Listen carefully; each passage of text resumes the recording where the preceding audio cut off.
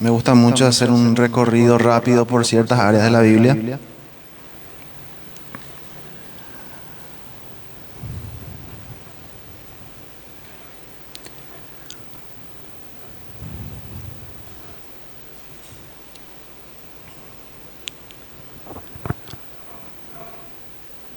Cuando Saúl pecó, desobedeció, fue desechado.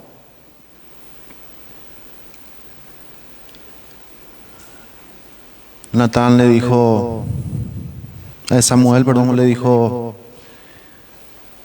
Jehová ha escogido un varón conforme a su corazón. Más adelante podemos ver que se refería a su siervo David.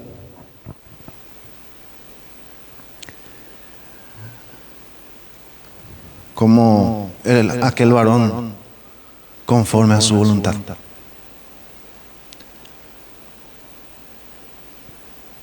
Y todos pensaremos que bueno es ser un varón o una mujer conforme al corazón de Dios, agradable a los ojos de Dios. Solamente que lastimosamente hay algo que nuestras vidas nos aleja de eso que se llama pecado. Hoy yo quisiera hablar de eso. Del pecado y del dolor que causa el pecado.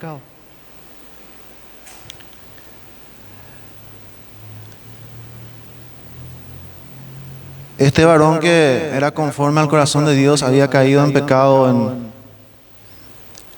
Podemos iniciar la historia en 2 Samuel capítulo 11. Es un pasaje muy conocido y muchas veces predicado.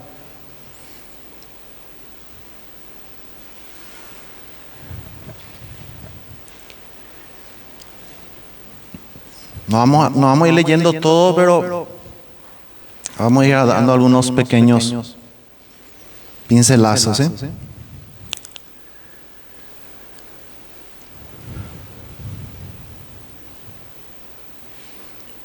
Ahí vemos que David pecó con Betsabé. ¿Sí? ¿Tienen todos? No vamos a leer. Pero aquellos que conocen van a ir conociendo la historia y los que no conocen vamos a ir dando un pincelazo general.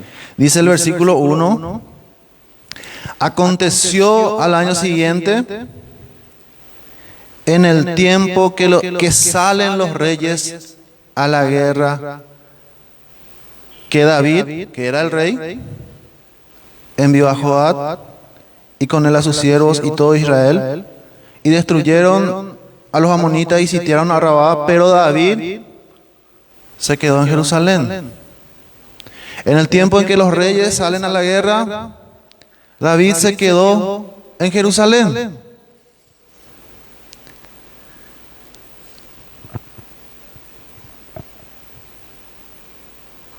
Y podemos leer la historia completa, no hace falta, porque es un poco larga, pero llena de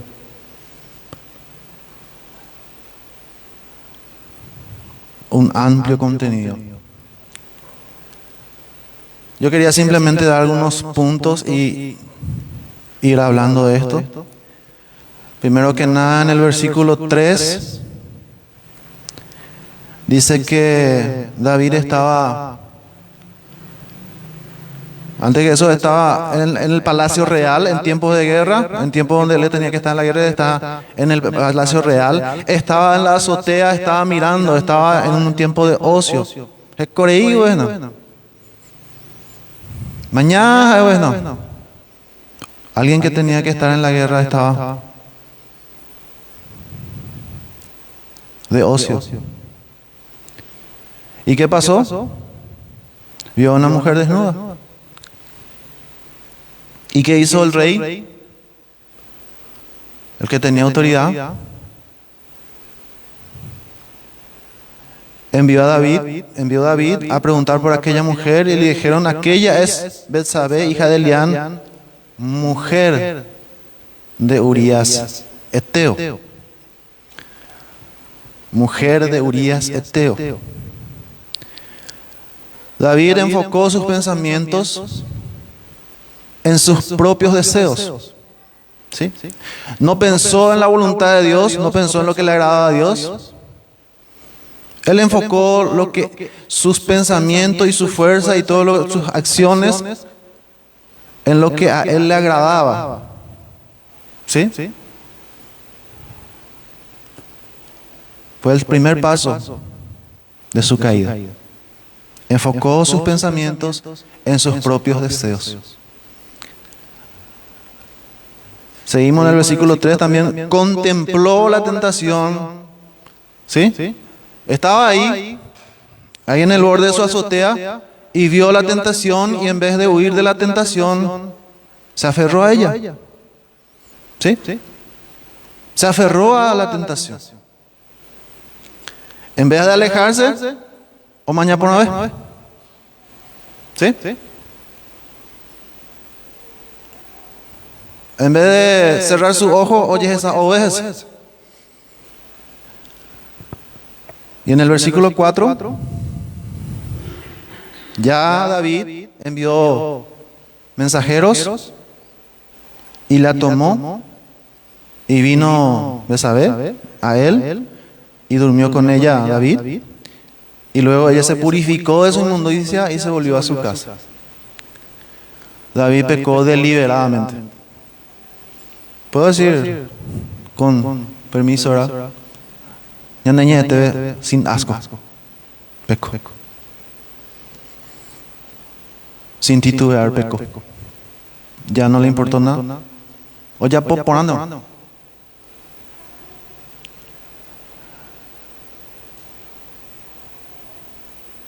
¿Y qué vino después? ¿Qué es lo que pasa cuando uno peca? El versículo 6 al 15 pueden leer en sus casas, pero lo que pasa es que, pequeño detalle, es que esta mujer queda embarazada. Y como justamente su esposo está en la guerra, no puede estar embarazada de su marido. No puede estar embarazada de su marido. Entonces, ¿qué hace David? Trata de esconder su pecado engañando a otros. En Boús de Joab, envía una carta, envíame a Joab. Viene Joab, un soldado leal, un buen soldado. Acá estoy, señor. Yo a Joab, ese es socio. Yo a Ñueta. Amigo, yo tuve la guerra. Anda, descansa con tu mujer, esperando que Urías también se llegue a ella, entonces para decir, está embarazada de su esposo. Pero ¿qué pasa? David no contaba con que Urías no iba a caer, no es que no iba a caer en la trampa, sino que Urías era un hombre temeroso, un hombre leal, y dijo, ni niña esperanza la hago. Mis compañeros están en el campo de batalla, el arca del pacto está acá al aire libre, pero yo me voy a acostar con mi señora. No. Entonces, ¿qué hace David? La emborracha, esperando que así él arribe a la casa de su señora para llevarse a ella. Y ni a un borracho Urías comete eso.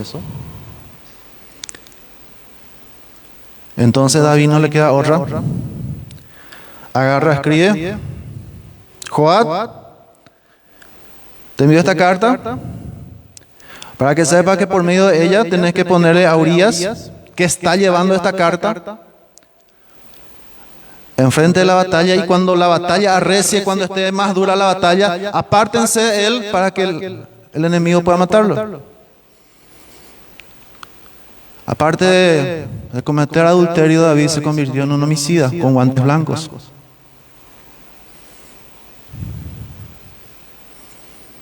No sé si pueden hacerse la historia en la mente la gravedad de la situación, la gravedad del caso de aquel hombre conforme al corazón de Dios.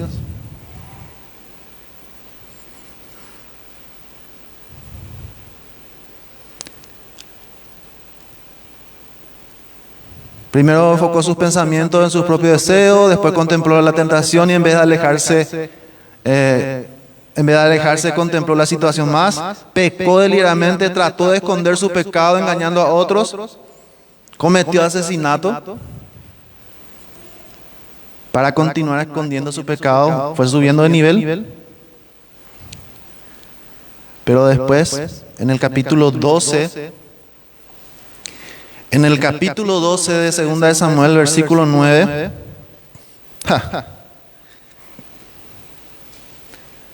Dios no puede ser burlado. ¿Por qué tuviste en poco la palabra de Jehová haciendo lo malo delante de sus ojos? Le dice Natán. ¿Por qué tuviste en poco la palabra de Jehová?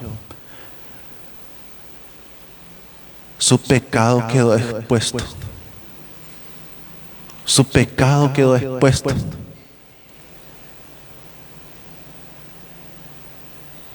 Después, su pecado fue castigado. Versículo 10. Atiendan bien lo que dice el versículo 10. Por lo cual, ¿por cuánto pecó? Por cuanto hizo lo malo, por cuanto no solo adulteró, sino también asesinó. Por lo cual ahora no se apartará jamás de tu casa la espada, por cuanto me menospreciaste y tomaste la mujer de Urías Eteo para que fuese tu mujer. Así ha dicho Jehová: he aquí yo haré levantar el mal sobre ti de tu misma casa, tomaré tus mujeres delante de tus ojos y la daré a tu prójimo, el cual yacerá con tus mujeres a la vista del sol. Porque tú lo hiciste en secreto, mas yo haré esto delante de todo Israel y a pleno sol. El castigo. La respuesta, las consecuencias. Esto es lo más interesante, hermanos, que tenemos que sacar de esto. ¿Sí?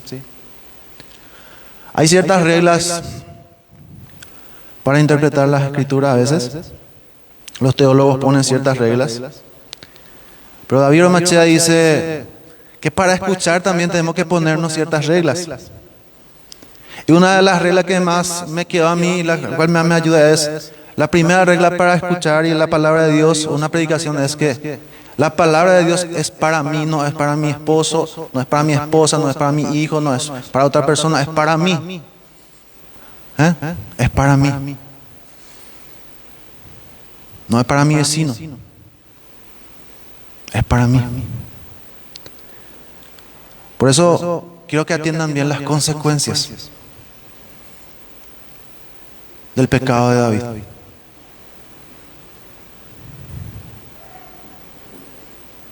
Las consecuencias del pecado de David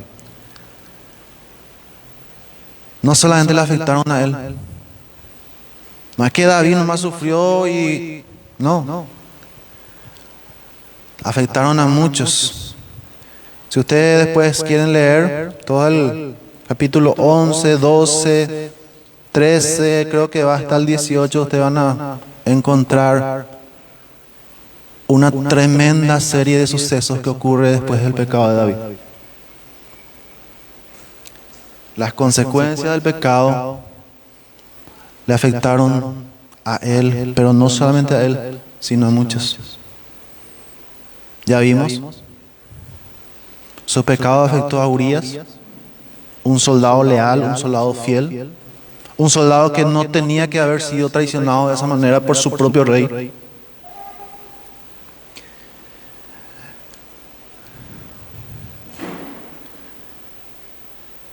El niño también que fue engendrado murió. Eso trajo dolor, supongo, a Betsabé, dolor a David. No quiero pensar en los padres de Urías. No sé si Urías tenía otros hijos. No sé. Pero las consecuencias afectaron a muchos.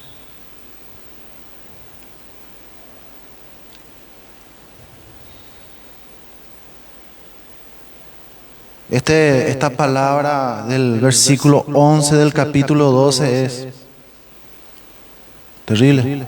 Levantaré el mal sobre ti de tu misma casa. Si ustedes pueden abrir su Biblia en el mismo libro, en 2 Samuel, y si abren en el capítulo 13,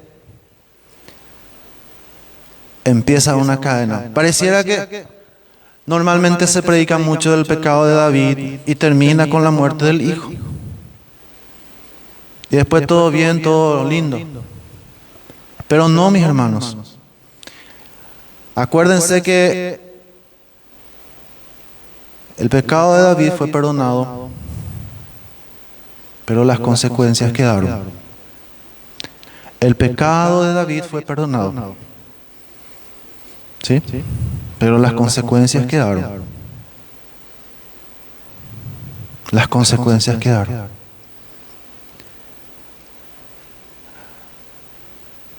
En el 12:11 dice, levantaré el mal sobre ti de tu misma casa. Y en el capítulo 13 vemos Amnón y Tamar. Amnón era hijo de David. Y Tamar también, y eran medios hermanos. ¿Y qué pasó? Se repite la historia. Otra violación más. Otra violación más.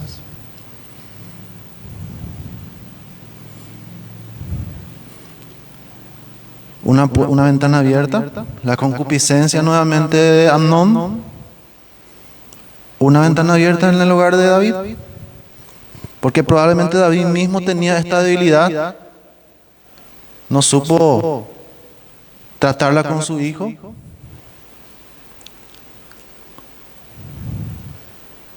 y otro dolor más en la familia, a consecuencia del pecado de David.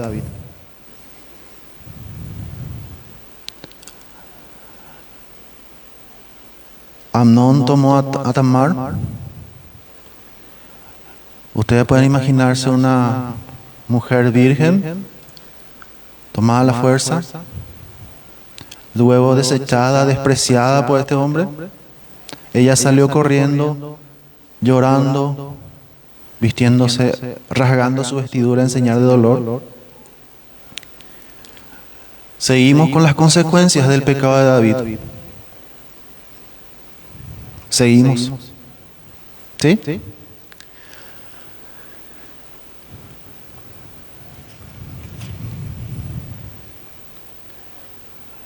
Después entra en escena, en la misma casa de David, otro personaje, Absalón. Absalón, al enterarse que su hermana fue ultrajada, le dice, tranquila, mi hermana, vení nomás acá conmigo. Yo a veces. ¿Por qué pasó eso? Porque vio que David, su padre que tenía que impartir justicia, no impartió justicia. Simplemente, si ustedes leen la palabra, van a ver que David simplemente se enojó mucho. Eso es lo que hizo. Hasta ahí llegó su justicia.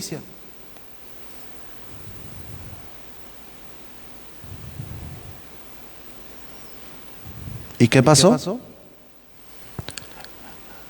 Por 2 años, dice que Absalón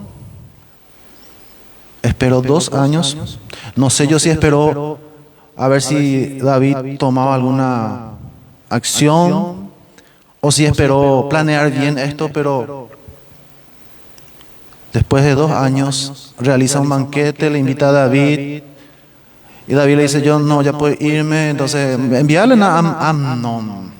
¿Para qué? Porque que se vaya Amnón. Sí, para enviarle a tu nada. Yo quiero que él venga también. Y cuando está ahí Amnón, le dice a sus siervos, levántense. Cuando está más tomado, levántense y mátenle. Yo les doy la orden. Sobre mí va a caer el peso.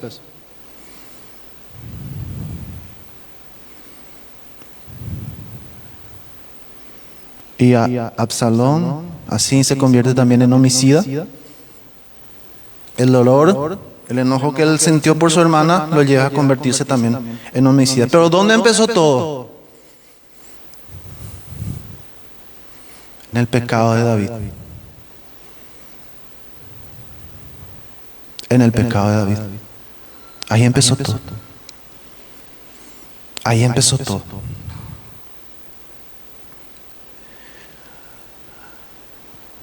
Consecuencias.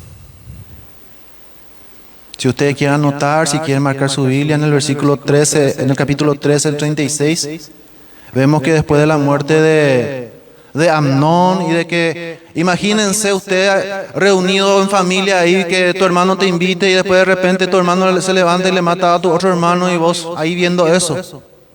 Imagínense el trauma psicológico, el dolor. Y así se fueron junto a su papá y lloraron y hubo lamento y hubo llanto. Y todos lloraron. Todos lloraron. No solamente porque murió Amnón, sino porque su propio hermano le mató. Porque había heridas. Porque había consecuencias.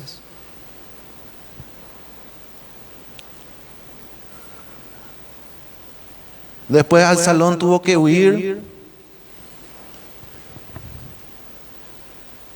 Se convirtió de un rencoroso a un homicida, a un asesino. Y tuvo que huir. De guardar rencor, de sufrir por una injusticia, se convirtió en un asesino. Y tuvo que huir.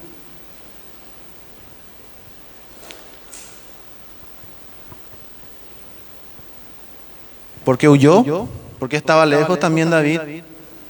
Después de pasar el tiempo del dolor por la muerte de Amnón, también empezó a sentir tristeza por la ausencia de Absalón. Tristeza.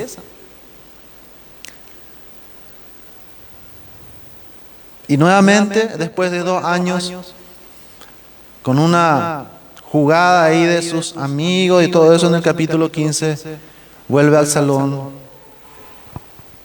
pero no le es permitido ver a su padre. ¿Saben qué dice David? Pero no va a ver mi rostro, que venga, que vuelva a la ciudad, pero no va a ver mi rostro. Orgulloso el tipo.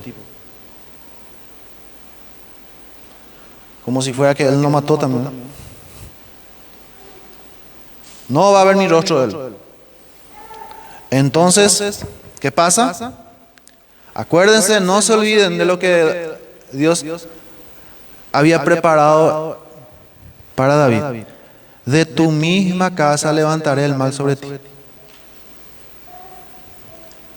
Y Absalón, con la tristeza de que no verle a su papá, empieza un plan de rebelión.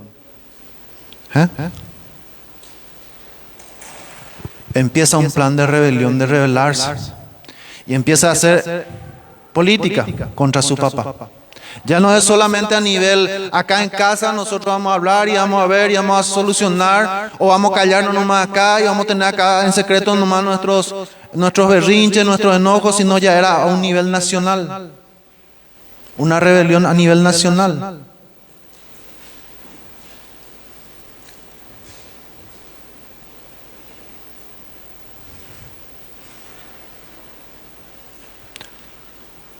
Después David tuvo que huir porque Absalón había levantado mucha gente.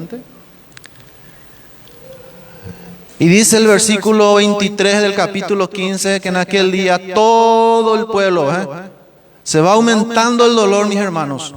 Se va aumentando la tristeza. Este pecado causó todo esto. Dice el versículo 23 del capítulo 15, todo el pueblo lloró en alta voz. Porque David tuvo que huir de su propio hijo.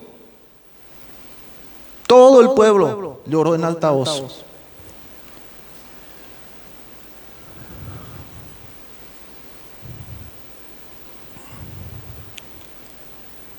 El versículo 12 del capítulo dice, pues tú lo hiciste en secreto, mas yo haré esto delante de todo Israel y a pleno sol. Y en el 16:22, Absalón toma las concubinas de su padre, hace una tienda arriba en la azotea a la vista de todo el pueblo y se llega a las concubinas de su padre. Se cumple plenamente la profecía, se cumple plenamente lo que Dios dijo. Y yo me pongo en el lugar de estas concubinas, el dolor, la vergüenza, la tristeza y de su familia y de David y de la familia de David.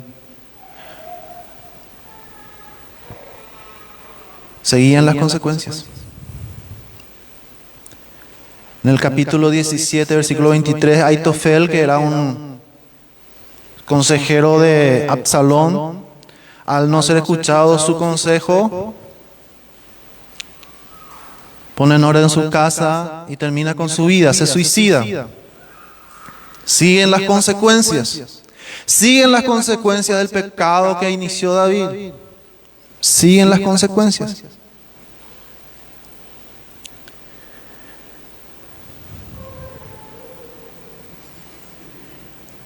El pueblo tuvo que huir con David. El pueblo estaba cansado, hambriento y sediento en el desierto, detrás de David.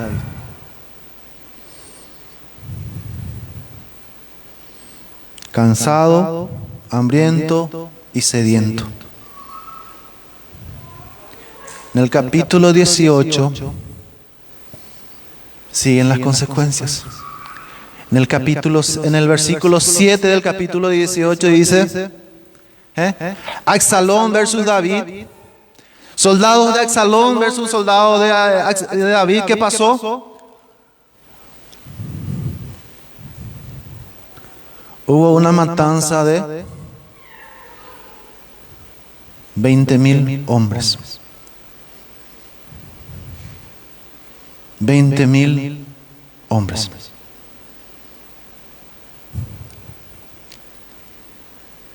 En el versículo 15 del 18 dice que hirieron y mataron a Absalón, el que se levantó de la propia casa de David.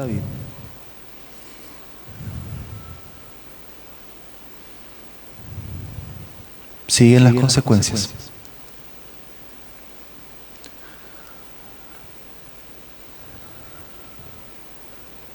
¿Recopilamos? A manera rápida. Tenemos un soldado fiel, leal, muerto. Un bebé que no tenía la culpa de nada, muerto. Una violación en la familia real. Un asesinato en la familia real. Una rebelión del hijo del rey. La muerte de 20,000 hombres. La muerte de Aitofel. Y finalmente, la muerte de Absalón. Esas son las consecuencias directas del pecado de David. No vamos a estar hablando del dolor de cada familia. No podemos imaginarnos.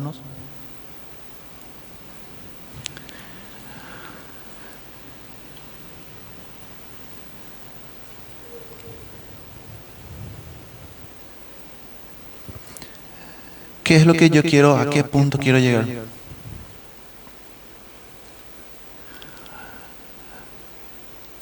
Si no evaluamos nuestras vidas y si no lidiamos con el pecado, si hoy no hacemos nada por el pecado para contrarrestarlo, más adelante vamos a tener resultados más dolorosos.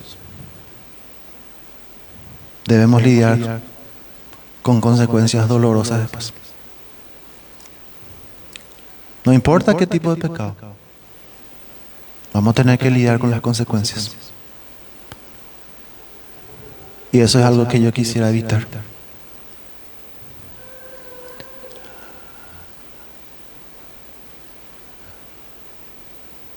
No debemos menospreciar ni las consecuencias del pecado, ni pensemos que, ay, me caí, o ay, un pecadito. No. El pecado, hermanos, tiene un término que se le llama, en muchas cosas que se dice, un efecto en cascada o efecto dominó. Que una cosa provoca diferentes sucesos. El pecado siempre tiene un efecto cascada. Mi hijo Naín suele jugar con dominó algunas fichas. Pone todito uno cerca y al echar unos se cae todito y hace dibujos. El pecado siempre es así, a no ser que cortemos. Siempre es así. No debemos menospreciar ni las consecuencias del pecado ni su naturaleza de efectos en cascada o en dominó. No debemos menospreciar volver a Dios por el camino de confesar y arrepentirse, lo cual lleva al perdón. No debemos menospreciar el camino de confesar y arrepentirse, lo cual lleva al perdón. ¿Sí?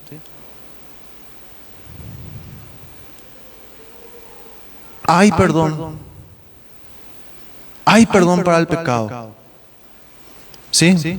David fue perdonado. En el versículo 13 del capítulo 12 dice, entonces dijo David a Natán, pequé contra Jehová. Y Natán dijo, también Jehová ha remitido tu pecado, no morirás. Hay perdón. Hay perdón. Hay perdón. Y no me voy a cansar, hay perdón. Si confesamos y nos arrepentimos, hay perdón.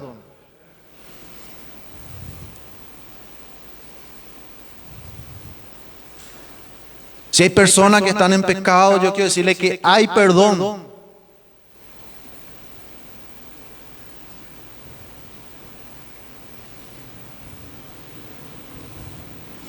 Y para las personas que están lidiando con el pecado, que están luchando, y para las que ya están en pecado, quiero decirle que sí, también hay consecuencias. Y justamente de esas consecuencias es las que Dios nos quiere librar. Justamente de esas consecuencias es la que Dios nos quiere librar.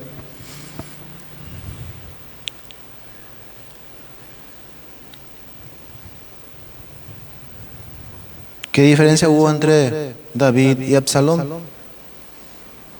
Los dos mataron, asesinaron, los dos lastimaron, los dos hicieron sufrir. Hay una pequeña diferencia que quiero que abras tu Biblia en el capítulo 51, versículo 17.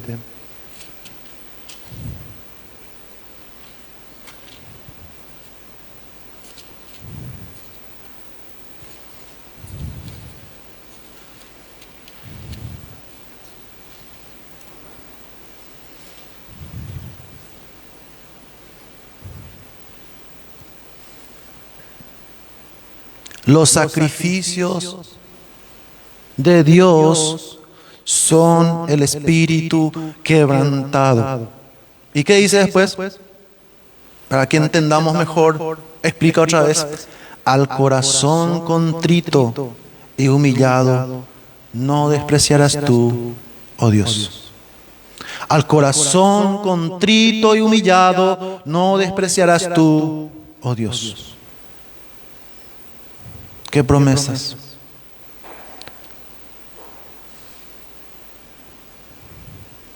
¿Qué promesas? Yo quiero pedirte que te pongas de pie.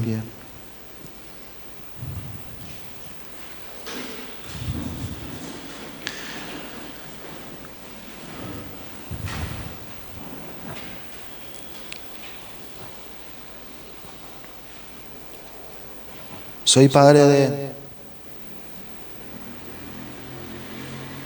7 criaturas. He tratado de agradarle a Dios y muchas veces tampoco lo he hecho. No estoy acá porque sea perfecto. Estoy acá porque Dios ha tenido misericordia de mí.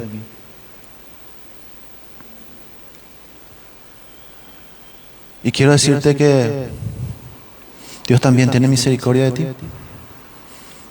Que Dios te ama.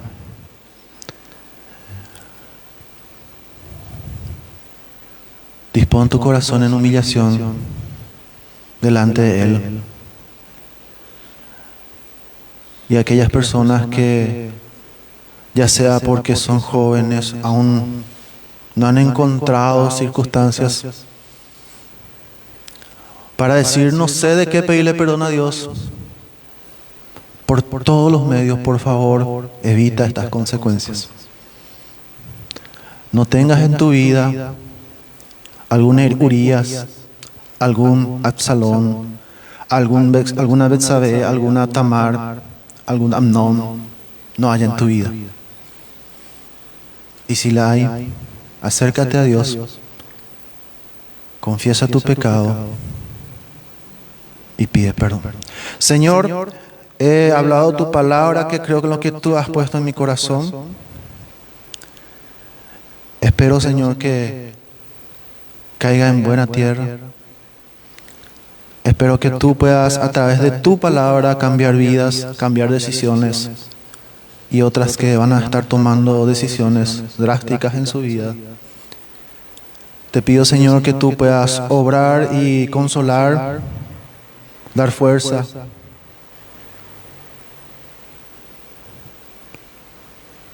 Y que por sobre todas las cosas, Señor, aunque no merecemos, te damos gracias porque tú nos perdonas, Señor, cuando nos acercamos con un corazón contrito y humillado.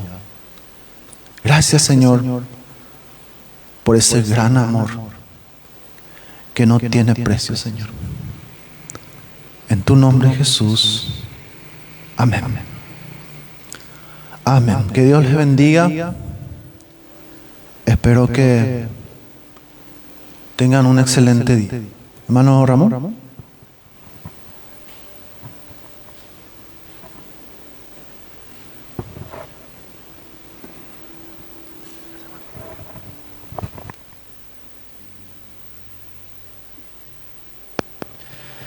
Amén. Gracias, hermano Ilie. Propicia palabra para hacernos entender que hay perdón en la sangre de Jesús, que hay perdón en la cruz del Calvario. Amén. Así despedimos en esta mañana nuestra reunión. Que el Señor nos bendiga, que tengamos una exitosa y bendecida semana. Así que despedimos también a nuestros hermanos que nos están mirando en este momento a través de la página de Facebook. Esperemos que hayan sido bendecidos también con la palabra del Señor. Al término de la conexión tendremos algunos anuncios también.